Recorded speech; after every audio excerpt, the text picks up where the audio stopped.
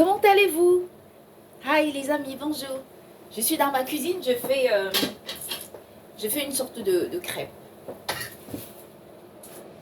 Et si ce matin, on parlait un peu d'économie? Donc là, je vais mettre de l'huile dans la poêle et ensuite je vais continuer donc de faire ma cuisine. Mais en même temps, nous allons parler d'économie. C'est le moment où j'ai quelques instants pour parler d'économie avec vous. Donc, alors les amis, ce matin, je voulais évoquer la question des tontines. La question des tontines, est-ce que vous connaissez le système des tontines? Le système des tontines, c'est un système... c'est un système qui est mis en place depuis de millénaires par de nombreux pays. En fait, ce système de tontines aide en fait de nombreuses associations à émerger, à travailler ensemble, à faire des choses ensemble.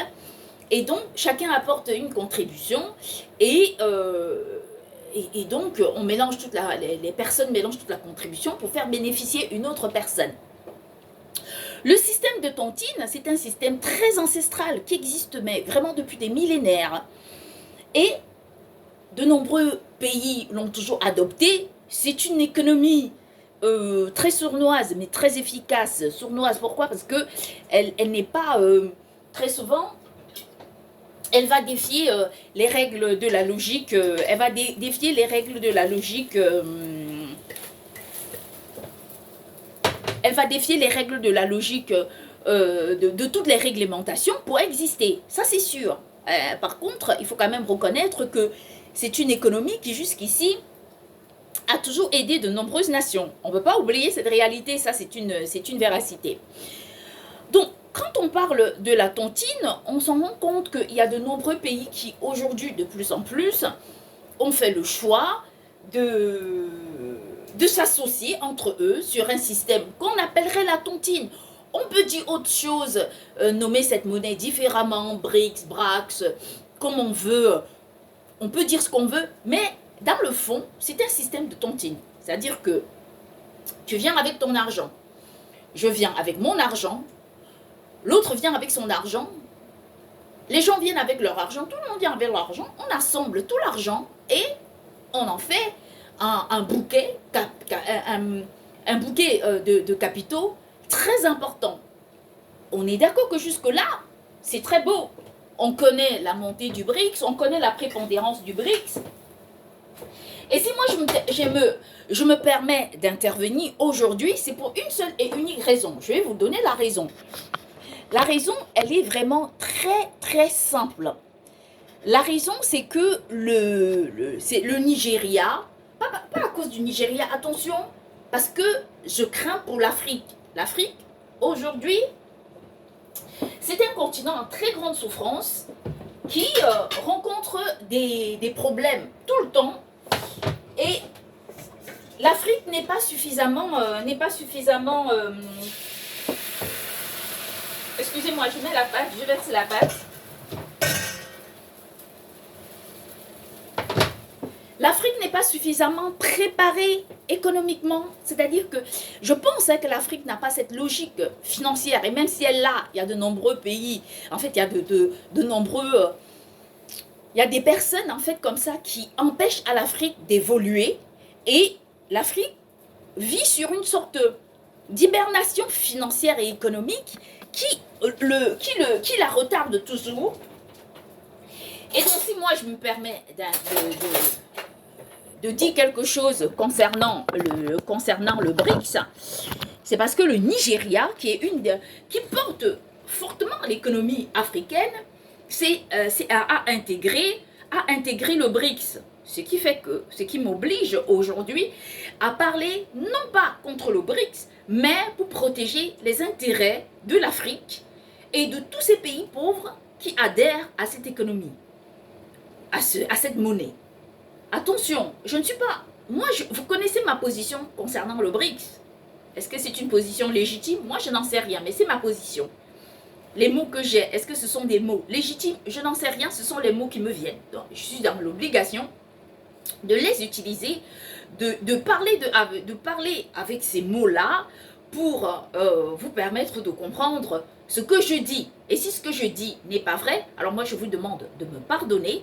Mais si ce que je dis est vrai, je demande simplement une correction pour que les uns n'aient pas à souffrir, les uns et les autres n'aient pas à souffrir, et que le BRICS n'apporte pas plus rapidement un problème qu'il en est. Parce que on connaît des vieilles monnaies un peu comme l'euro qui rencontre aussi, comme le dollar qui rencontre ses problèmes, comme l'euro qui rencontre ses problèmes.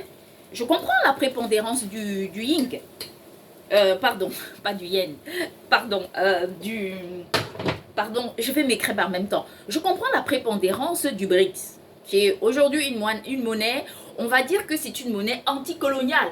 Qui peut dire non? Qui peut refuser cette réalité quand nous savons que depuis de nombreuses années, en effet, il y a des pays comme en Afrique qui refusent l'utilisation de l'éco, du franc CFA, qui est considéré comme une monnaie purement et simplement coloniale, et donc ça ne les intéresse pas du tout de continuer d'utiliser une monnaie coloniale. Les Africains aimeraient avoir leur propre monnaie, décider de leur propre avenir, et n'ayant pas de solution, parce que l'Occident ne leur permet pas d'accéder à ce droit qui est tout à fait légitime, font quoi? On recourt au BRICS. Cependant, le BRICS, comme j'ai parlé tout à l'heure, j'ai commencé par parler de la tontine, nous allons un tout petit peu comprendre cette question du BRICS un peu comme une sorte de tontine pour que vous puissiez comprendre ce que je dis.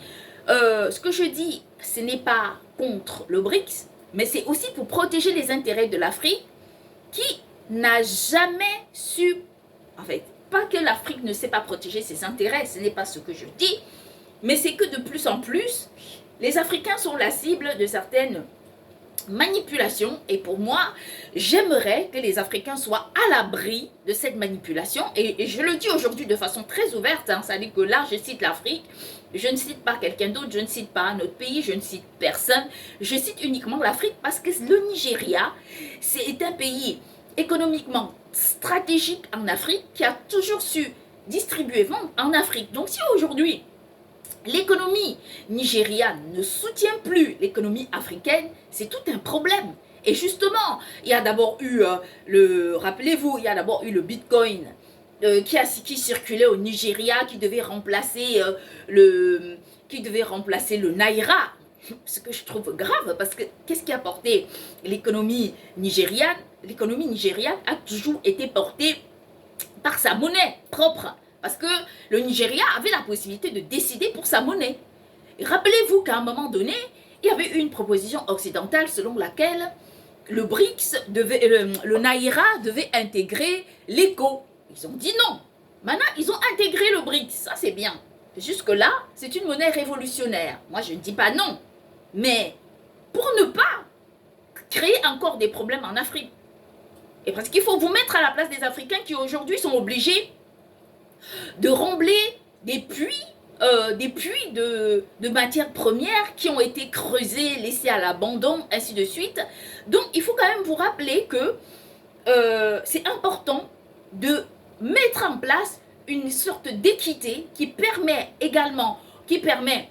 aussi bien au pays du BRICS et surtout à l'Afrique et aux pays pauvres d'être en sécurité.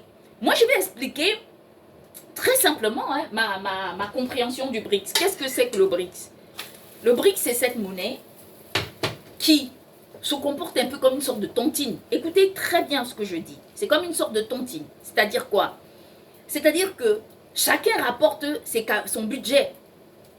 Prenons le cas du Nigeria. Je ne connais pas tout le capital du Nigeria. Mais le Nigeria porte un capital. Il rajoute au capital de la Chine. Ainsi de suite, de tous les pays du BRICS. Il y a la Turquie, tous les pays qui sont dans le BRICS, le Brésil, que je connais, il y a eu, je crois, le Burkina Faso, non, le Burkina Faso, je crois pas encore, peut-être, oui, peut-être les pays de l'AES. Il y a eu tous ces pays, en fait, qui se sont joints pour créer une sorte de tontine. Qu'est-ce que fait la tontine? C'est-à-dire que C'est un pôle que vous créez, un pôle financier, un pôle économique que vous créez. Vous mettez votre argent. De part et d'autre, chacun vient rajouter son capital. Vous obtenez maintenant un bouquet économique, un bouquet financier qui est important. Ça, jusque-là, c'est bien. Il se positionne sur le marché avec une valeur. Parce que, imaginez-vous, face à un prêt, si la Chine veut faire un prêt, par exemple, la Chine se positionne sur le marché pour demander un prêt, d'accord, les taux sont très importants et le prêt ne sera pas très avantageux. Mais si ce sont tous les pays du BRICS qui s'assemblent pour demander un prêt, à partir de là, les marchés financiers vont davantage s'intéresser à cette demande et vont aider, vont permettre, vont favoriser les prêts parce que jusqu'ici,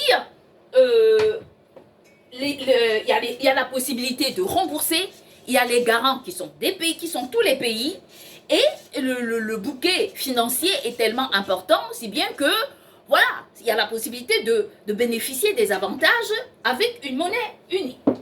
Très bien.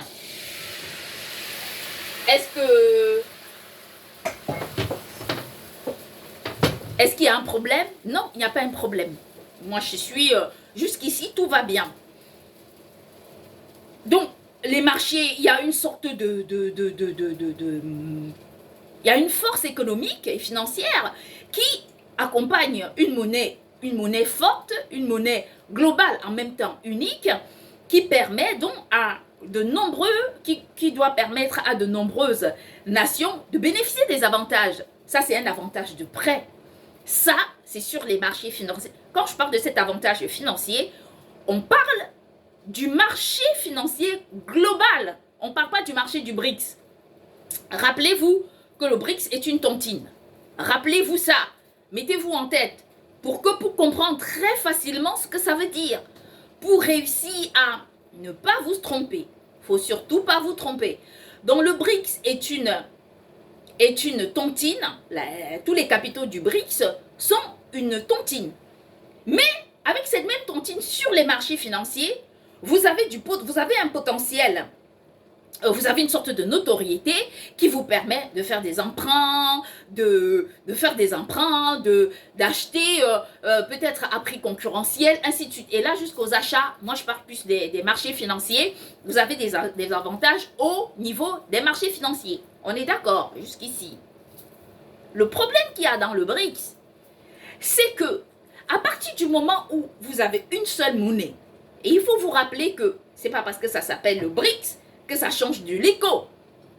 Aujourd'hui, il y a le franc CFA, il y a l'éco. Qu'est-ce qui se passe? Chaque nation qui fait partie du franc CFA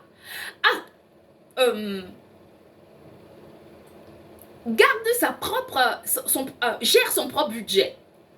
Ce n'est pas la centralisation de l'éco ou du franc CFA qui vient gérer le budget des nations qui font partie des pays membres du CFA.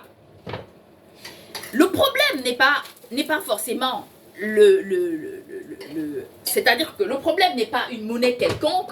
Le problème, c'est l'importance qu'on t'accorde pour te permettre de gérer ton argent. C'est-à-dire que jusqu'ici, prenons par exemple le cas du Cameroun. Au Cameroun, le Cameroun gère son budget depuis des années. Le budget du Cameroun, c'est le budget du Cameroun. Seulement, le Cameroun n'évolue pas. Pourquoi? Parce que le Cameroun ne produit pas. Le Cameroun exporte tout. Le Cameroun ne fabrique pas. Le Cameroun exporte tous ses produits à l'étranger et aujourd'hui, on voit que même ce qui portait l'économie camerounaise, qui était son agriculture, rencontre aujourd'hui de graves problèmes.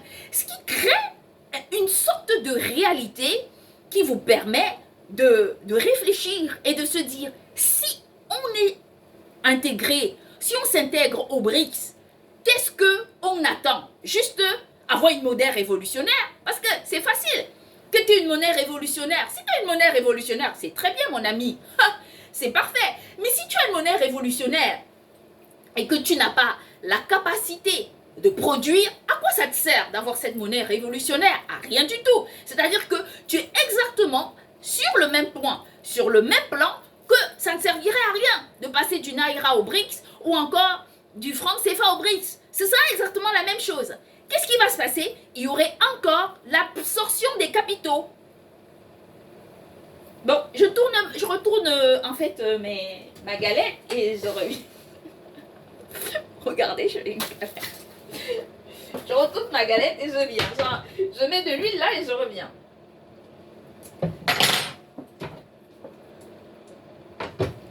Donc, qu'est-ce qui va se passer? C'est que progressivement, si vous ne fabriquez pas, ça dit que, écoutez très bien, si vous ne commencez pas à produire, parce qu'il faut demander des garanties au BRICS. Le BRICS doit vous apporter des garanties, mais très importantes. Est-ce que moi je produis? Est-ce que quel est mon taux en fait d'échange, d'exportation et d'importation avec les pays du BRICS? Parce que justement, vous faites une tontine parce que vous avez envie de travailler ensemble, de collaborer ensemble, c'est vrai. Je comprends. Parce que c'est ce qui ne s'est pas passé avec le franc CFA. C'est-à-dire qu'avec le franc CFA ou l'éco, vous n'aviez pas la possibilité d'investir, de produire dans votre pays. Vous étiez obligé d'utiliser le budget qui vous servait à créer une productivité chez vous et à gérer votre propre économie, de faire quoi? D'acheter dans des pays occidentaux, ce qui vous a toujours créé des problèmes. Ça veut dire qu'à la fois vous avez un budget, mais un budget qui devient comme une sorte de solvant, parce qu'à chaque fois ce budget ne peut pas se multiplier, ne peut pas rester au sein de votre territoire. Donc ça crée quoi? Ça crée une sorte d'effet de la jauge qui fait que vous êtes toujours les perdants dans la jauge. Vous voyez ce que je vais dire? Donc, une fois de plus, vous accédez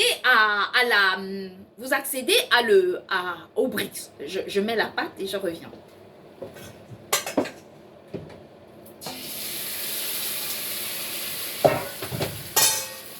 Vous accédez au BRICS.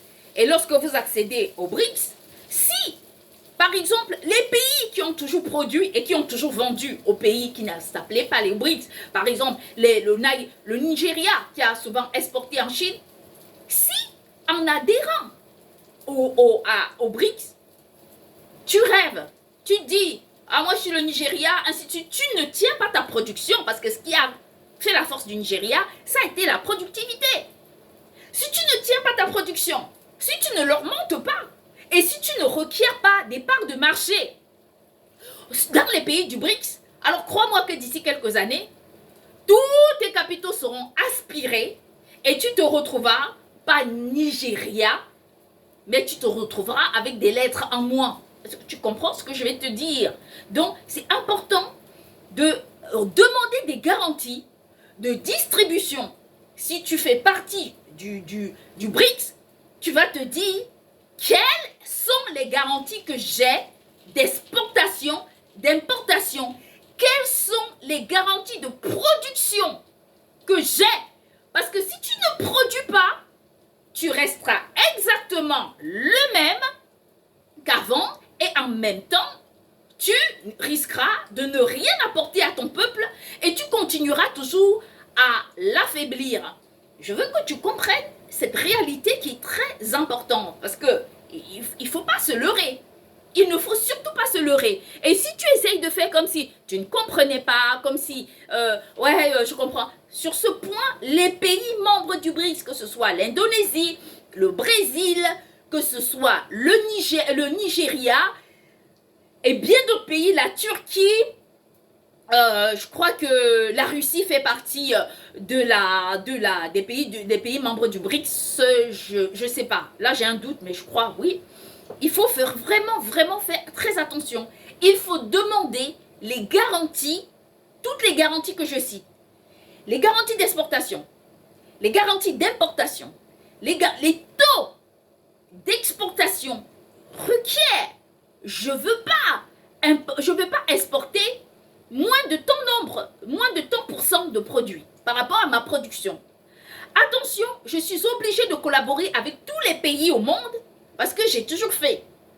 Je ne veux pas être limitée à mes échanges avec les pays du BRICS. Parce que ça va être trop facile. Il y a 23 pays dans le BRICS. En Afrique, il y en a 54. Donc si on te dit maintenant que tu fais partie du BRICS, tu ne dois distribuer tes biens que dans les zones où il y a le BRICS, ça te pose un problème, d'autant plus que ce n'est pas un groupement. Vous êtes, les membres du BRICS sont tellement dispersés que ça devient un peu compliqué. Donc, ce qui est important pour vous, c'est de demander ces garanties-là et d'exiger la liberté de distribution pour ne pas avoir de problème, pour ne pas avoir des sanctions plus tard, parce qu'on dira, ben, tu as distribué autre que parmi les membres. De l'autre côté, il faut éviter, il faut demander les garanties d'importation refusées, de ne pas importer plus de 30%. Je redis, et c'est important. Et tu te dis, moi, je vais produire, et ce que je vais produire, et en même temps, je vais produire, mon économie doit tenir à plus de 70%. Que chez toi, tu te dis 80% de mon économie là, c'est moi qui produis. Hors de question que vous me ramenez tout ce que vous avez à me ramener.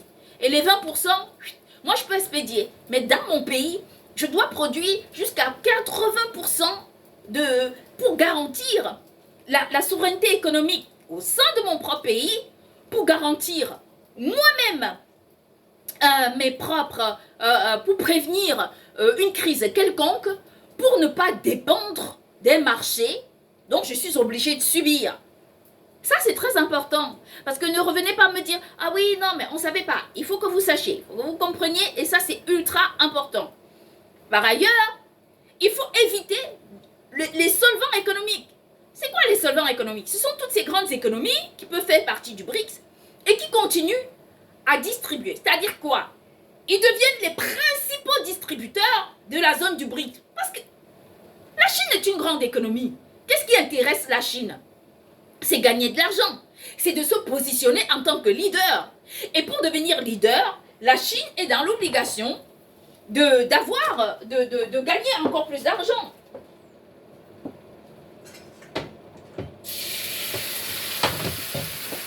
La Chine est dans l'obligation de gagner encore plus d'argent.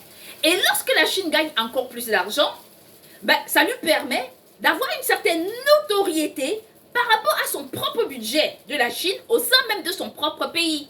Donc, vous pouvez comprendre tout à fait que, naturellement, c'est un partenaire, mais c'est un partenaire d'affaires. Un partenaire d'affaires.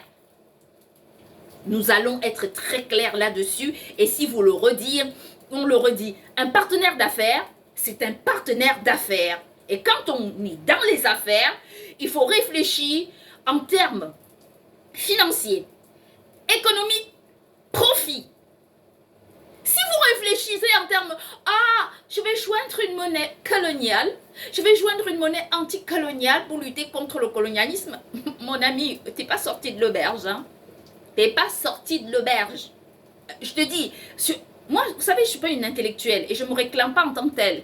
Mais ça, c'est ce que je sais et qu'on me dit aussi de dire. Et donc, je suis dans l'obligation d'employer ces termes-là. Ce sont mes termes à moi. Je pourrais employer un terme beaucoup plus soutenu. Mais à quoi ça aide si c'est soutenu pour ne pas être compris?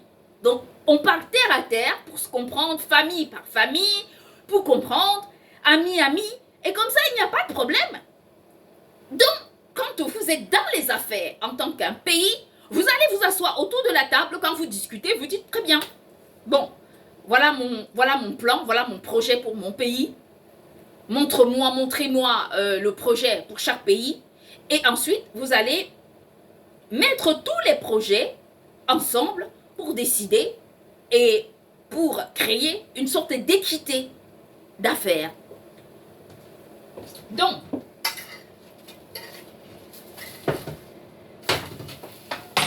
ce qui vous revient à dire quoi? Ce qui revient à dire que, qu'est-ce que c'est qu'un solvant économique ou financier? Ce sont ces pays-là qui produisent massivement et qui partent vendre dans d'autres pays qui ne produisent pas suffisamment. Et donc, ces pays sont obligés d'acheter. Et à un moment donné, vous vous retrouvez face à une réalité qui n'est même pas la vôtre. Et que vous êtes obligé de consommer et ne pas produire. Vous dépendez donc de qui? Vous allez dépendre de ces pays même. Vous allez finir par dépendre de ces pays et ça va vous créer toutes sortes de problèmes. Imaginez que vous dépendiez d'un pays qui met en place un solvant économique.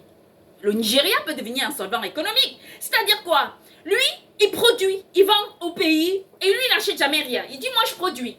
Je n'achète jamais rien. Vous voyez ce que je veux dire? Vous allez que vous achetez tout dans le pays qui produit et vous-même, vous ne pouvez pas produire. Ce n'est pas normal. Ce n'est pas logique.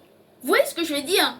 Donc, il faut éviter les pays qui pratiquent des solvants économiques parce que ça ne peut pas vous aider. Ça ne peut pas que vous soyez membre du BRICS, une monnaie révolutionnaire qui discute, qui fait ceci. Il faut arrêter avec le romantisme financier, économique. Dans la finance, dans l'économie, il n'y a pas de romantisme. Il y a les affaires. Et quand on parle d'affaires, on discute affaires. Affaires, on discute profit, on discute nos bénéfices, on discute nos avantages. Il faut arrêter de dire, ah ben, si par exemple je joins le BRICS, je vais prouver à l'Occident que je suis capable. Non, au contraire. Je ne dis pas de devenir des traîtres. Moi, je ne dis rien. Mais seulement, il faut que vous ayez des garanties. Et ces garanties-là doivent être faites. Si vous n'avez pas de garantie, ça ne sert à rien. C'est comme ça qu'on gère les affaires. Oui, sur un plan sentimental, les gens disent « Ah oui, je sais, je l'aime. » Alors, je laisse passer. Oui, non, mais c'est mon amour. C'est pas grave. C'est pas grave, je tolère. Mais oui, parce que le cœur y est, parce que vous avez peur, parce que vous craignez, parce que vous... Non, non, non. En affaires, il n'y a pas de... Il n'y a pas un meilleur moment où vous mettez votre intelligence en exergue qu'au moment où vous faites des affaires. Il n'y a pas de sentiment. Il n'y a pas... C'est pas une question sentimentale. Les affaires ne sont... Ce n'est pas de la tromperie, les affaires ou l'agression. Je retire ce mot. Les affaires, quand on fait des affaires avec des personnes, on recherche son propre avantage. Hors de question que tu te dises, oui, mais si on soutient tel, tu ne soutiens personne dans les affaires, tu te soutiens toi-même. Et ça, c'est important. Tu te soutiens toi-même, tu penses à tes propres intérêts, tu penses à ce que toi, tu peux gagner, tu penses à comment tu peux gagner et comment tu peux générer, tu peux encore produire pour générer du profit. Et d'ailleurs, moi, je vais vous dire quelque chose avec beaucoup de sérénité.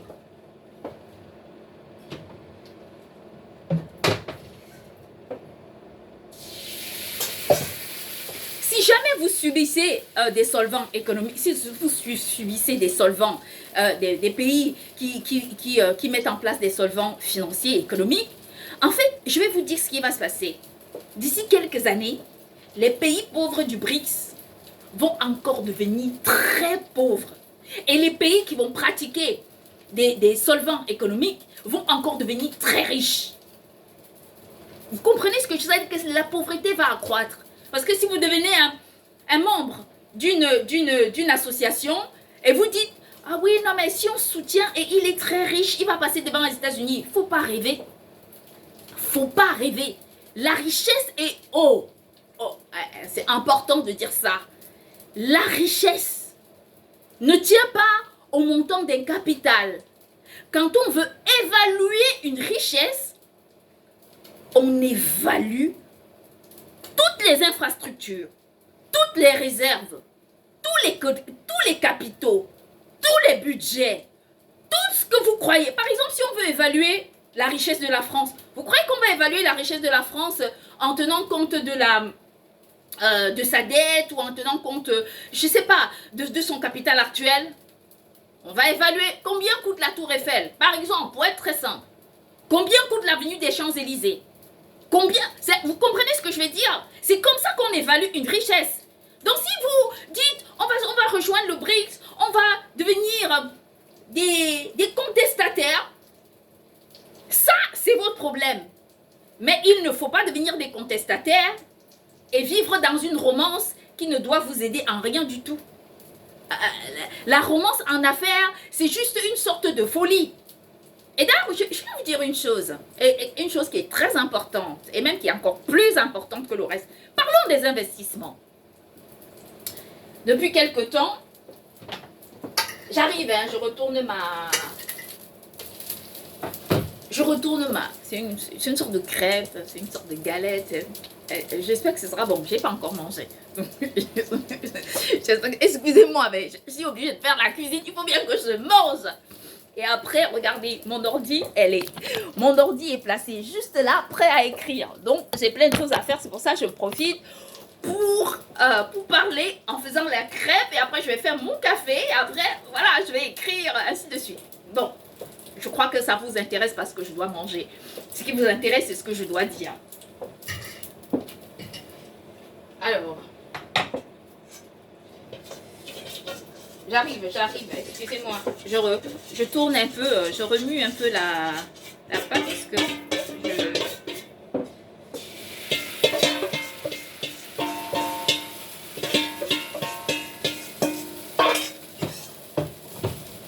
Donc, comme j'étais en train de vous dire, je vous expliquais comme nous allons parler un peu d'investissement. Bon, ces derniers moments, on a vu la gravité de ce qui se passe à travers le monde. D'ailleurs, je vais vous parler du cas d'un homme d'affaires camerounais qui a perdu plus de 300 millions de francs CFA. Et 300 millions de francs CFA, ça représente quand même beaucoup d'argent. Non, 300 milliards. Oui, 300 milliards de francs CFA. Bon, je vous laisse diviser juste je vous laisse faire le calcul pour savoir combien ça coûte en euros ou en dollars. Il s'appelle Baba Dampoulou. Baba Dampoulou, c'est un Camerounais, c'est un homme d'affaires camerounais. Ça, ce sont les médias qui en parlent. Hein. Donc, c'est un homme d'affaires camerounais qui a cru au destin de l'Afrique du Sud quand l'apartheid s'est achevé. Donc, il a choisi de suivre, de faire confiance au président Nelson Mandela et il est allé vivre. Donc il a commencé à investir dans l'immobilier en Afrique du Sud.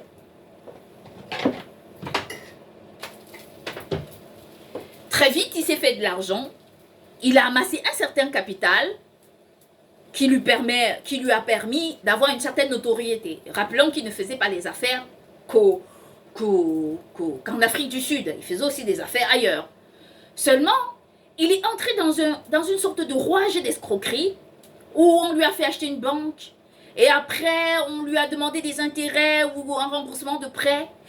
Finalement, il a été mal conseillé par des proches qu'on envoie pour dire oui, mais dis-lui de mettre tous ses biens en garantie.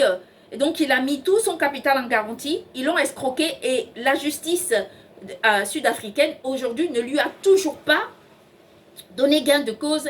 Et nous espérons que ce monsieur aura gain de cause et que la réalité sera rétablie. Parce que les gens aujourd'hui qui partent vivre en Afrique du Sud et qui se prennent pour les rois et les reines d'Afrique du Sud, ces personnes doivent savoir une chose. C'est que si le président Nelson Mandela n'avait pas donné ce droit aux nouveaux arrivants qui arrivent là, qui ouvrent des pâtisseries et qui disent à quel point à quel point tout va bien pour eux, tout va bien pour elles, en effet, ils n'auraient jamais été, comment dire, ils n'auraient jamais pu obtenir ce qu'ils ont aujourd'hui. C'est grâce au président Nelson Mandela qui a ouvert l'Afrique du Sud pour tout le monde que ces personnes aussi sont là. Et ces personnes, on les connaît, on les voit, on les connaît, on sait qui c'est. Contrairement à ce qu'on pense, ces personnes-là, on les connaît. Dès qu'elles arrivent quelque part, c'est le bazar. C'est le bazar. On ne sait pas pourquoi. C'est toujours le bazar. On n'a jamais compris. On n'a jamais compris. Ça, c'est terrible. C'est quelque chose de complètement illogique, incompréhensible. Bon, bref, c'est comme ça. Et qu'est-ce qui se passe ?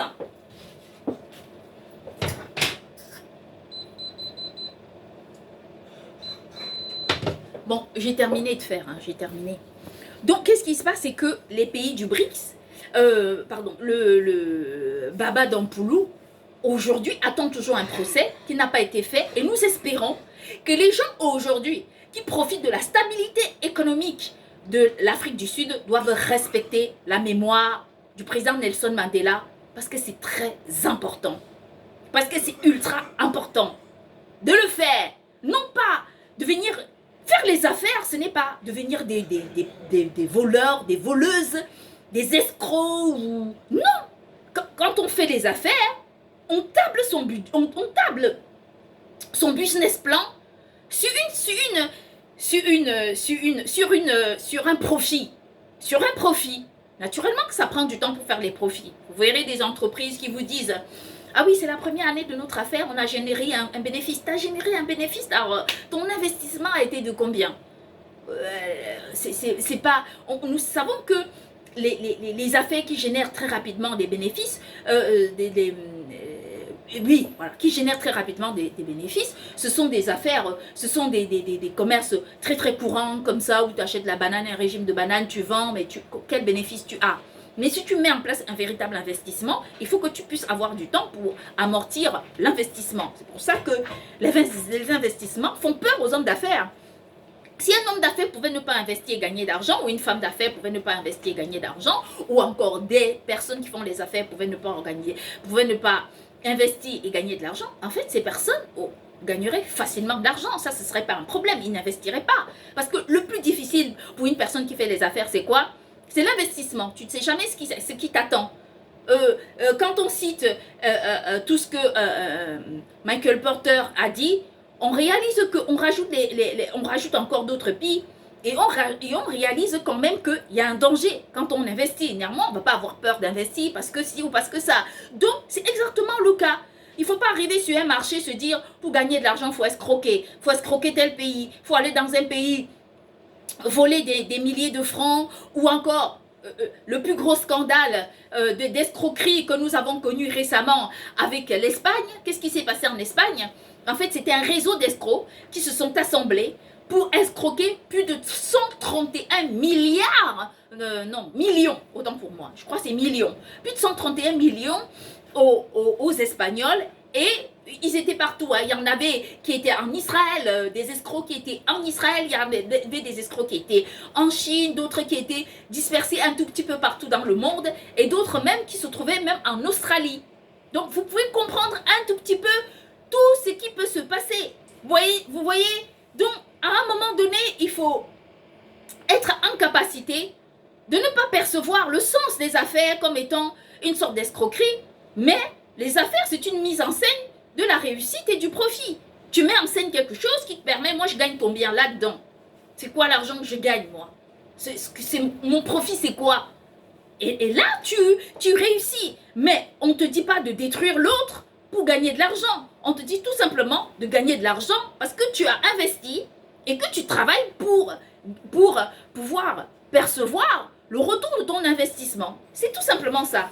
Donc, Baba Dampoulou se retrouve exactement dans de gros problèmes. Il attend qu'un procès soit fait. L'ambassade d'Afrique du Sud au Cameroun a refusé de donner des visas à ses avocats qu'il avait pris du Cameroun parce qu'il avait compris qu'il y avait un machinisme de la destruction qui s'était mis en place pour le détruire en Afrique du Sud. Comme quoi, il n'aurait jamais pu faire confiance au président Nelson Mandela. Et ça interpelle il faut que cette question interpelle, vraiment, je le dis avec insistance, tous les représentants économiques dans le monde. C'est-à-dire que tu as un président qui appelle les investisseurs à venir dans un pays investir. Le jour qu'il n'est pas là, en fait, on ne peut pas respecter le fait que ces investisseurs aient investi et qu'ils aient participé à l'émergence, à la prépondérance économique dans un pays. C'est quand même de l'escroquerie à haute échelle. Donc, ce monsieur a le droit d'avoir son argent. Comme si ce n'était pas tout, ce monsieur est donc privé de tous ses capitaux. Donc, il n'a plus d'argent. Il passe de super riche à la personne qui a vu son argent être séquestré. Cet argent, aujourd'hui, doit lui être remboursé. Parce que, en réalité, il n'a rien fait. C'est-à-dire que, quand on regarde tout le processus, si vous pouvez écouter les personnes qui ont travaillé sur le dossier, moi, je n'ai pas travaillé sur le dossier, hein, ça, ce sont des informations de fond que je prends, mais les informations de forme et les explications, je ne les ai pas. Donc, c'est pour citer son cas et vous dire à quel point ce n'est pas normal. Et récemment, il y a eu un autre homme d'affaires africain qui était Dangote. On se demande, mais comment est-ce qu'on peut faire pour émerger dans un climat aussi difficile? Qu'on ne soit pas surpris que le Nigeria aujourd'hui se dise, bon, moi je rejoins le BRICS. Parce que si je reste comme ça, je risque de me faire avaler. En même temps, quels sont les intérêts du Nigeria par rapport à la négociation de son entrée dans le BRICS? Et est-ce que les pays du BRICS vont favoriser la productivité au sein même des pays qui ont adhéré au BRICS, ce qui va créer un contraste par rapport au moment où ces pays utilisaient l'euro et au moment où ils changent. Moi, je sais une chose, c'est-à-dire que pour moi, le BRICS, on peut dire ce qu'on veut, mais est-ce que c'est une question... Moi, mon point de vue d'ailleurs ne change, ça n'a pas d'importance. Tout ce que je demande, ce sont les garanties qui doivent être faites pour que les choses se mettent en place. C'est tout ce que je peux dire. Alors, on parlait des investissements. Les investissements, nous allons comprendre à quel point c'est ultra important de faire attention quand on investit. Qu'est-ce que c'est qu'investir? Moi, je vois plein d'hommes d'affaires qui disent « Ah oui, oui, non mais... » Ou des femmes d'affaires ou des personnes qui font des affaires qui disent « Oui, oui, non mais... Moi, je vais mettre mon argent là. » Et telle personne va tourner mon argent. On lui dit, mais tu peux pas te dire que tu vas donner la viande à un chien de garder. S'il a faim, il va manger. S'il a faim, il va manger ton argent. Que tu le veuilles, que tu ne le veuilles pas, c'est comme ça que ça marche dans l'investissement. D'accord? On est d'accord. On a vu les banques détourner des fonds. On a connu l'histoire de Madoff. On a connu énormément d'histoires comme ça. L'histoire de Sun récemment au Cameroun. Et le même Sun qui a volé, ou il s'appelait comment là, en Espagne. En fait, ce réseau d'escrocs se met partout. Donc, les investissements aujourd'hui sont devenus encore plus dangereux. Et d'ailleurs, récemment, j'ai vu passer à la télé Serena Williams qui était en fait la représentante de RTL ou quelque chose comme ça. Moi, je vais dire à Serena une chose, c'est que Serena, moi, je respecte beaucoup ton travail. Je respecte énormément ce que tu fais. Et d'abord, la personne à qui je donne le plus grand respect, c'est ton papa. Parce que vraiment, son histoire, quand j'ai découvert son histoire dans le film, je ne sais même plus comment est intitulé, le film qu'a tourné Will Smith, là, il n'y a pas longtemps, j'ai été juste effarée de l'histoire de ton père, de votre père, j'ai été regarder sur Internet pour comprendre, pour savoir ce qui se passait. Je vous rassure que j'ai été complètement subjuguée par cette histoire. Et là, je vous rassure que moi, je ne savais pas que à travers le monde, il pouvait exister des histoires pareilles. Alors, je n'étais pas en train de parler d'histoire, j'étais en train de parler de quelque chose de très très clair. Quand on investit, naturellement qu'on suit ces investissements, on regarde le cours de ces investissements et il y a plusieurs critères à réclamer quand on investit. Le premier critère, c'est avoir la liste de toutes les entreprises qui travaillent avec votre investisseur. Je veux dire, ça c'est ultra important. Que quelqu'un ne dise pas, telle personne a investi tant, je sais pas moi... Si nous citons toutes les personnes qu'on connaît, il y a tel président qui a investi, il y a tel roi qui a investi, il y a telle personne qui a investi, très bien. Ok, ça c'est pas un problème. L'investissement, c'est l'investissement. Quand tu me parles de l'investissement d'une autre personne, tu me montres pas le montant, et même si tu me montres le montant, rien n'est sûr. Mais dis-moi quelles sont les entreprises avec lesquelles tu travailles. Donne-moi toutes les sociétés avec lesquelles tu travailles et par droit, par respect de confidentialité, je ne divulguerai pas, mais j'ai tout à fait le droit de contacter ces entreprises pour m'assurer que tu travailles avec elles. Ok? L'investissement, c'est ça. Ne te permets pas de dire « Ah oui, mais je vais investir, mais je ne sais pas trop, mais je ne comprends. » Tu dois comprendre. Il n'y a pas à je ne comprends pas. Non, il faut comprendre. Il faut savoir dans quelle entreprise on investit ton argent. Pourquoi? Il faut refuser, surtout ces entreprises qui se disent « Ah oui, aujourd'hui on a des partenaires à l'encontrac. » Ok, va à l'encontrac récupérer ton argent quand tu auras des problèmes. Donc, une fois que tu demandes la liste de toutes les entreprises qui travaillent, qui sont partenaires de la société qui gère ton argent, il faut que tu sois capable de les joindre et que tu connaisses et que tu sois au courant qu'il y ait un reporting de tous les mouvements qui auront lieu sur ton argent. C'est pas que tu donnes ton argent à quelqu'un et tu te dis je croise les pieds et j'attends qu'on me donne des bénéfices. Non, il faut que toi-même tu suives ton argent. Où part ton argent? Comment ton argent se développe? C'est-à-dire que, imaginons que les entreprises qui travaillent avec l'entreprise qui gère ton argent, que d'un mois à un autre, tu ne gagnes pas. On t'envoie un reporting, on te dit, bah, telle entreprise, on n'a pas pu injecter tes capitaux parce que il faut que tu demandes des comptes. Pourquoi vous n'avez pas injecté mes capitaux? J'ai besoin de savoir. Moi, j'attendais ce mois de gagner tant par rapport à mon propre prévisionnel, mais je ne gagne que ça, donc j'ai envie de comprendre et avoir des explications. Les entreprises qui investissent, les investisseurs qui gèrent des investissements sont des pauvres. Ils n'ont pas d'argent. Il faut reconnaître que vous donnez votre argent à quelqu'un qui est pauvre, qui n'a rien. Lui, il a son fonds. Mais les fonds des investisseurs, ce sont ces fonds-là qui sont les plus importants. Donc, il faut réussir à comprendre ça. C'est comme une banque. En réalité, une banque n'est pas riche. La banque est riche, pourquoi? Parce que vous y mettez votre argent et parce que la banque fait travailler votre argent. Et il ne faut jamais oublier ça. Et c'est ultra important de vous en souvenir. Donc, je ne peux pas vous dire différemment, je ne peux pas vous parler différemment. C'est exactement comme ça que vous allez comprendre et vous assurer que quand vous investissez, il faut devenir les commerçants de votre propre argent, savoir partout, toutes les entreprises dans lesquelles on injecte vos fonds, vous devrez avoir un reporting pour comprendre et non pas vous dire combien a rapporté mon argent ce mois et c'est ce qui s'est passé avec l'affaire Madoff. Pourquoi? Parce que des gens ont donné des millions à Madoff, ils sont allés dormir, ils ont dit je fais confiance à mon pote. Quelle confiance à ton pote? Mais deviens ton propre commerçant. Sinon, si tu ne veux pas devenir ton propre commerçant, très bien, mets ton argent dans une banque, tu crées une épargne et tu gagnes un petit peu d'argent. Tu te dis bon mais moi mon argent est là, je n'ai pas de problème, moi je suis les marchés financiers, en cas de problème, je m'en vais, je récupère mon argent et je mets dans une autre banque qui est sûre. Seulement, avoir beaucoup d'argent, c'est aussi un gain, c'est aussi un profit et c'est aussi néfaste. Attends, tu pars pas encore.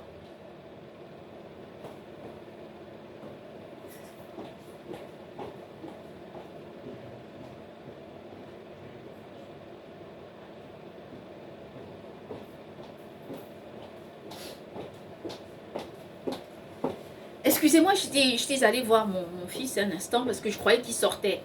Et donc, c'est ultra important de ne pas se dire, quand vous injectez votre argent, quand vous investissez votre argent, il faut vous dire que c'est un commerce que vous avez créé. Je suis mon argent, le mouvement de mon argent, chaque jour, chaque semaine, tous les mois, et je sais exactement ce que je gagne. Vous devenez un commerçant. Parce que si par jour votre argent ne vous rapporte pas et que vous ne savez pas combien vous rapporte votre argent par jour, c'est un problème. Donc, les investisseurs doivent avoir cette capacité d'informer leurs clients de tous les mouvements financiers qui se passent, qui se passent sur leur argent, qui se passent avec leur argent. Voilà. Et c'est important. N'allez pas mettre votre argent quelque part et vous dire ça n'a pas de sens. Parce qu'imaginez-vous, vous voyez un gros portefeuille financier, vous dites, voilà, moi je vais y mettre mon argent. C'est très bien. Mais si vous avez affaire aux fainéants qui prennent votre argent et qui font des beaux voyages, qui vous envoient des faux reportings, ainsi de suite, que vous ne pouvez même pas vérifier vous-même, c'est tout un problème. Quand vous perdez votre argent, vous ne savez pas. Et il faut avoir la possibilité, une rencontre annuelle, et ça c'est une obligation, de rencontrer toutes les personnes qui investissent leurs fonds quelque part, pour que les personnes puissent se parler, puissent discuter ouvertement pour détruire l'engrenage en fait de l'escroquerie. C'est important. Parce que de nos jours, si on laisse faire des investisseurs où on voit un magasin bio, je vous parle, hein, un magasin bio, quelqu'un qui vend des fruits et légumes.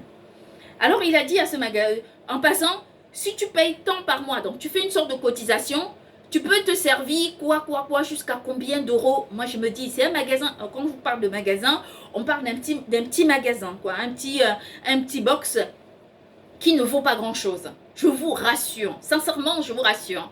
Donc, quand vous injectez vos fonds quelque part, il va falloir que vous soyez en capacité de réclamer ces fonds-là, de les suivre, de devenir vos propres commerçants. Et journalièrement, vous allez pouvoir vous dire, ah ça, j'ai gagné aujourd'hui. Et ça, c'est un temps que vous allez prendre. Si vous voulez suivre votre argent, vous suivez votre argent. Et moi, je le dis à Serena, je te dis, je vous le dis parce que j'ai beaucoup du respect pour toute la joie que vous avez apportée aux personnes. Et je le dis parce que c'est ultra important. Il ne faut pas être idiot. Parce que l'investissement, c'est comme une sorte d'injection, c'est comme une sorte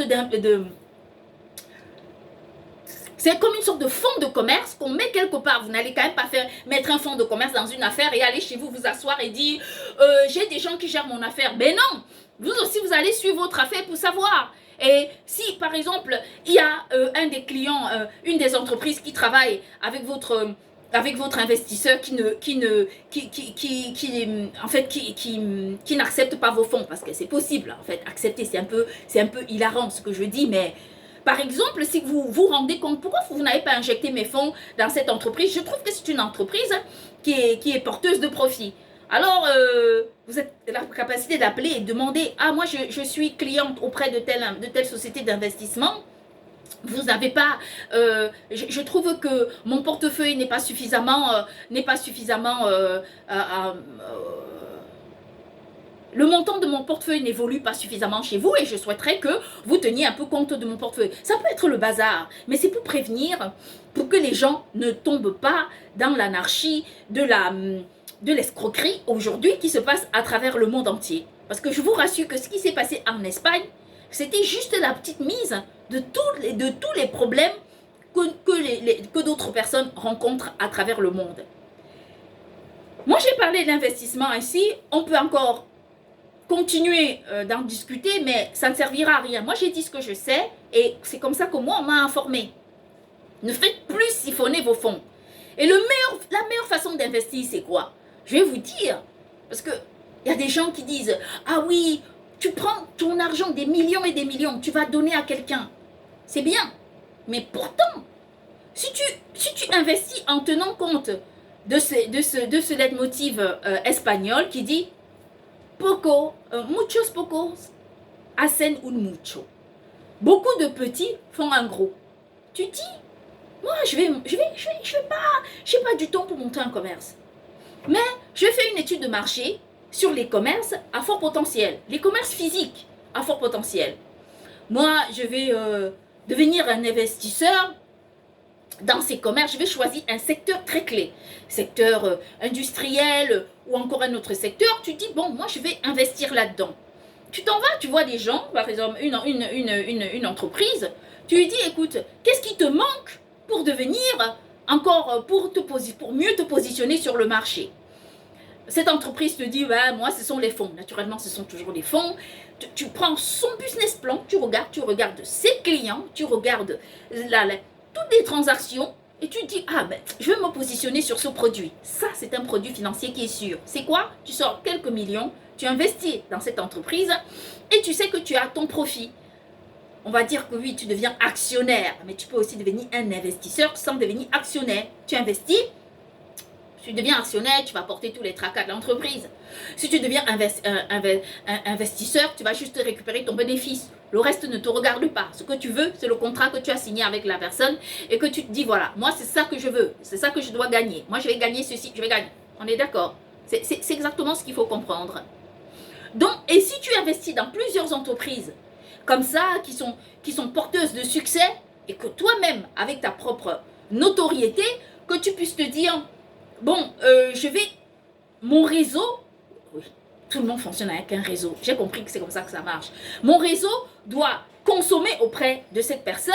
Tu es sûr que tu mets en place une sorte d'économie sûre, parce que tu sais où se trouve ton argent, tu sais comment tu gères ton argent, et tu sais comment tourne ton argent. Et d'ailleurs, tu es content. Parce que quand tu passes quelque part, tu vois ton produit, tu dis, ah, ce produit, c'est mon argent. Je veux bien, moi, que vous achetiez des viandes en masse ou encore du lait qui provient de n'importe où avec votre argent. Mais il faut comprendre que la meilleure façon d'investir, Ce n'est pas de faire appel aux produits, au marché, à un investisseur qui reste là et qui se dit « Ah oui, non mais investissez chez moi, regardez, tel a investi, mais on s'en fiche de tel, moi je m'en fous. Moi ce que je veux c'est mon argent, combien je gagne par jour, combien je gagne, qu'est-ce que tu peux m'apporter annuellement, mon argent m'apporte combien et avec qui tu travailles. Sinon, moi je peux aussi investir. Regardez ce qui s'est passé avec Facebook. Facebook aujourd'hui, combien de milliards fait Facebook? Facebook génère des milliards. Pourquoi? Parce qu'un investisseur a cru à Facebook. Aujourd'hui, cet investisseur fait quoi? Il regarde le marché, il regarde l'évolution de Facebook, toutes les transactions financières de Facebook, il gagne de l'argent. C'est exactement ce que je vous dis. Lui, il ne s'est pas dit, je vais investir, je vais donner mon argent chez un investisseur qui va gérer. Les affaires aujourd'hui ne sont plus les affaires d'avant. Les affaires d'avant étaient des meilleures affaires, c'était des affaires qui étaient incroyables, c'était des affaires qui pouvaient nous apporter des véritables solutions réelles. Aujourd'hui, les affaires ne sont plus les affaires du tout. Et c'est important de comprendre ça. Et d'ailleurs, quand on regarde cette question d'investissement, récemment, j'avais fait une vidéo dans laquelle je parlais de la production complète. C'était quoi la production complète? Donc, les 70 ou les 80%, ou les 90%, peu importe, de production interne qu'il faut avoir pour centraliser en interne son économie et pour créer une émergence interne avant de devenir un distributeur. On regarde aujourd'hui, la plupart des pays vivent sur une sorte d'attente. Les gens sont sur les attentes. Ils attendent que tel pays puisse être gentil et puisse accepter cela. Ils attendent que tel pays puisse faire ceci et puisse faire cela pour que je puisse gagner de l'argent. Ils attendent que tel pays devienne son client et pour gagner de l'argent. Mais on se dit, mais qu'est-ce qui ne tourne pas rond? Ou encore, qu'est-ce qu'on ne comprend pas? Qu'est-ce que vous ne comprenez pas? D'accord. Prenons le cas de quelqu'un qui a une belle maison. Tu as une belle maison, une belle famille, ainsi de suite. Et quand tu sors de chez toi, pour arriver à la route principale où tu as le droit de circuler comme n'importe qui, tu dois passer par une route qui passe chez ton voisin. Tu as la possibilité de créer une route. Mais non, mais le voisin a déjà une route. C'est très bien, tu prends la route qui passe chez ton voisin. Et tu vas où tu pars. C'est normal, donc c'est pas un problème. C'est beau. Le jour où tu vas te fâcher avec ton voisin, mais ton voisin va te dire, écoute, tu ne passeras plus par la même route, donc tu vas trouver une autre route. Et à partir de là, si tu te crées toi-même ta propre route, tu parviendras à comprendre que tu n'auras pas de problème. Parce que quand tu passes sur la route du voisin, tu es obligé de faire des sourires au voisin. Tu es obligé de dire bonjour au voisin, bonjour. Même quand vous êtes énervé, vous venez d'avoir un gros problème, tu passes chez le voisin. Bonjour voisin. Mais oui, parce que vous avez peur qu'ils ne vous disent, ah oui, vous ne prendrez plus ma route. Vous êtes obligé de dire bonjour au voisin. Il faut être poli, hein. Je ne dis pas ça, mais c'est une caricature pour expliquer ce que je dis. Et pourtant, si vous avez votre propre route, en passant, il y a une herbe qui a poussé, bon, j'arracherai plus tard. Ou je arrache aujourd'hui. Ainsi de suite. Mais si vous empruntez la route du voisin, le voisin dira, oh, quand est-ce que vous vous arrangerez à arracher les herbes? Vous n'êtes pas libre. C'est exactement ce qui se passe avec les échanges internationaux. Je ne dis pas que ce n'est pas bien. Mais vous ne pouvez pas avoir un peuple, une population de consommateurs et de consommatrices, et au lieu de fortifier une consommation interne préalablement avant de chercher d'autres horizons d'investissement, que vous vous dites, ah oui, mais plus que il y a tel pays qui est capable d'acheter, je vais aller, on ne te dit pas non. Mais commence déjà à fortifier ton économie en interne. Si tu fortifies ton économie chez toi, alors tu peux être sûr et certain que rien ne t'empêchera d'évoluer. Parce que tu sais que si les marchés internationaux rencontrent des problèmes, au moins dans ton pays, tu pourras consommer. Parce que j'entends vraiment ces extraits. Et ton économie n'aura pas de problème. Tu seras sûr que sur 100, par 109% de ton économie, en fait, tu réussiras à stabiliser au minimum, je dis bien au minimum 70%. Parce que quoi? Parce que ton argent tourne chez toi. Parce que tu as compris ton marché. Tu as fait l'étude de ton propre marché. Tu comprends le besoin de ton marché. Tu comprends ce qu'il faut pour ton marché. Tu sais exactement comment tu vas porter ton marché à profit. Et à partir de ce moment-là, qu'est-ce que tu fais? Tu dis, voici les produits dont j'ai besoin pour satisfaire mon propre marché. Et donc là, vous mettez en place un processus économique qui permet à votre propre économie d'émerger. Vous produisez chez vous, vous faites tout pour vous dire, nos matières premières au maximum, on va les avoir chez nous. Pour satisfaire notre population. Tous les pays ont de millions de personnes. Or, on voit des pays qui vivent parfois sur des déficits. Pourquoi? Parce que ces pays sont complètement dépendants d'autres pays. Regardons la production. Regardons ce qui s'est passé avec la question d'énergie récemment. Parce que le gaz ne venait plus de la Russie, il y a eu nombreux pays qui étaient contraints d'augmenter les prix. On n'a plus de gaz, on est malheureux, on n'est pas, mais vraiment, il faut arrêter de pleurer. Centrez-vous sur des vrais problèmes et oubliez les codes et les couleurs et les numéros. Vous pouvez produire l'électricité.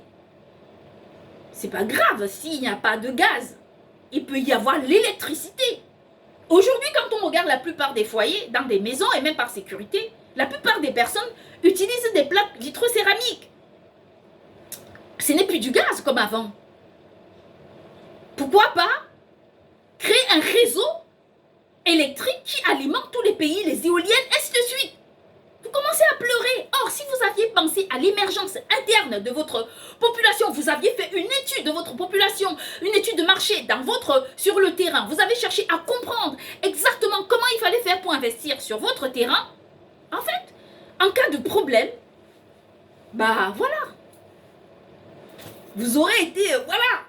Vous direz seulement, ah ben voilà, on a un problème, ça représente 10% de notre problème. C'est tout. Et le reste, c'est un problème à compenser. Mais vous êtes devenu complètement dépendant des causes qui ne s'expliquent pas. Ce n'est pas normal. Quand je dis que ce n'est pas normal, ce n'est pas normal. C'est impossible d'avoir une population avec des dizaines de millions de personnes qui font circuler de l'argent tous les jours et de commencer à pleurer parce qu'on a un problème, parce qu'il y a ci, parce qu'il y a ça. Moi, je ne suis pas d'accord avec vous. Et c'est important, c'est ultra important, quand je dis que c'est ultra important, de tenir compte en fait de cette réalité qui est très simple. Si tu passes par la route de ton voisin, un jour ton voisin s'il te dit non parce que vous êtes fâché, il faudrait que toi-même tu te crées une route et ce sera difficile. Mais si tu te crées une route, tu n'auras jamais de problème. Si jamais tu as un problème avec ta route, tu iras demander au voisin, s'il vous plaît, je peux emprunter votre route. Le voisin dira, ah oui, lui-même le voisin sera content que vous empruntiez sa route. Et même si le voisin n'est pas d'accord, le problème ne perdurera pas parce que c'est ta route et parce que tu trouveras une solution. C'est aussi simple que ça. Moi, ce sont des exemples que je prends pour que les gens arrivent à comprendre que vous pouvez vous dire, vous gagnez de l'argent. Il y a des pays aujourd'hui dans le monde entier. Je vous rassure, je ne vais pas les citer. Si des étrangers lui disent non, ce sont des pays qui coulent. Ce sont des pays qui tombent dans une sorte de pauvreté. Vous comprenez ce que je veux dire? Alors que ce sont des pays qui ont décidé de devenir des esclaves d'autres pays, de ne pas s'affranchir. Et ça, c'est ultra important de réussir à se dire que c'est impossible c'est impossible de dépendre d'autres personnes. C'est impossible de dépendre d'autres personnes. Quand je dis c'est impossible de dépendre d'autres personnes, c'est le mot. On ne peut pas dépendre d'un pays, on ne peut pas dépendre des gens, on ne peut pas dépendre... Quand on va me dire ça, on va me dire ceci ou cela, mais moi je gagne de l'argent. Mais moi cet argent, je ne les ai pas. N'oubliez pas que moi, de mon cas, je vends mes livres et qu'on ne me donne pas de l'argent. Donc on me donne pas mon argent. C'est pas comme si j'étais une personne pauvre. Bien sûr que je ne suis pas riche, mais j'ai quand même de l'argent qu'on ne me donne pas. C'est pas comme si je reste sans rien faire, mais non, pas du tout. Je fais quelque chose tous les jours, j'écris. Et je fais des vidéos comme celle-ci. J'aurais pu faire des conférences à la place des vidéos. Combien coûterait une conférence comme celle-ci si je la faisais? Vous pouvez me donner le montant? Ce serait un montant ultra important. Et quand je vous parle de conf, j'ai tout un bouquet. J'ai tout un bouquet de conférences comme ça que moi je peux utiliser pour faire des conférences. C'est parce que des gens me bloquent qu'il faut que je trouve un réseau. Mais pour que je trouve un réseau, il faut que je trouve quand même un réseau normal. Pas où on va me dire, tu couches avec ton enfant. Ça m'apporte quoi? L'argent dans les affaires, ça apporte quoi? Que dalle. Rien du tout, c'est du vent. Moi, je vois des pays qui se disent, nous sommes des investisseurs, et enfin, ils disent pas qu'ils sont des investisseurs. Ce sont des personnes qui font les affaires. Vous voyez, il y a une histoire, il y a une question de guerre dans le monde. Les guerres, les colonisations, ainsi de suite, ce sont des problèmes qu'on rencontre tous les jours. Mais comment est-ce qu'un homme d'affaires peut financer une guerre? Ou une femme d'affaires peut financer une guerre? Ou des gens qui font des affaires peuvent financer une guerre? Parce que quand on connaît la règle principale du commerce, qui est le retour sur l'investissement. Pourquoi les gens investissent? C'est pour attendre le retour sur l'investissement qui génère des bénéfices qui permettent d'augmenter un capital. Mais tu pas investir sur la guerre. Le temps que la guerre se termine, le temps ceci, le temps que ça te rapporte des milliers, même si tu as la main mise sur un pays, sur le capital d'un pays, dans lequel tu as investi encore plus que le budget même. Tu as investi plus que le budget même d'un pays. Après la guerre, il faut que tu débourses encore un budget pour comment dire, pour construire le pays. C'est de la folie, mais c'est quelque chose que tu ne peux pas comprendre. Pardon, hein, pardon, à un moment donné, si les affaires sont les affaires, c'est qu'on ne peut pas investir dans la guerre. Parce que pour investir, il faut attendre le retour sur l'investissement. Moi, c'est ce qui m'intéresse. Quand je fais mon business plan, je ne fais pas mon business plan en me disant, oh, il est beau. Non, non, non, non, non. Je fais mon business plan en me disant, quand est-ce que je gagne de l'argent? À quel moment? À quel moment je commence à avoir un profit? À quel moment je ne peux pas me dire, je dépose le bilan, je m'en fiche. Je m'en fiche des retombées, je dépose le bilan. À quel moment je me dis ça? À quel moment je gagne de l'argent? Ça, c'est le premier critère de l'investissement. Mais si tu investis et tu te dis, bon, peut-être que d'ici une dizaine, vingtaine, trentaine d'années, on commencera, mais est-ce que tu connais les fluctuations du marché? Est-ce que tu es au courant de tous les mouvements du marché? Est-ce que tu peux maîtriser toutes sortes d'imprévus qui existent et dont il faut vraiment être capable de... Il faut être capable d'anticiper, mais tu ne sais pas. Tu ne peux pas savoir. Donc, à partir du moment où tu investis, bah, tu investis sur des sources sûres. Investir dans la guerre, c'est juste une question qui n'a aucun sens. Moi, si quelqu'un me provoque, qu'est-ce que je fais? Moi, je lui intente un procès. Il y a eu des gens qui m'ont cherché. Ils ont vu les procès que je leur ai intentés. Je n'ai pas gagné, mais pas parce que je ne pouvais pas gagner, mais à cause du système.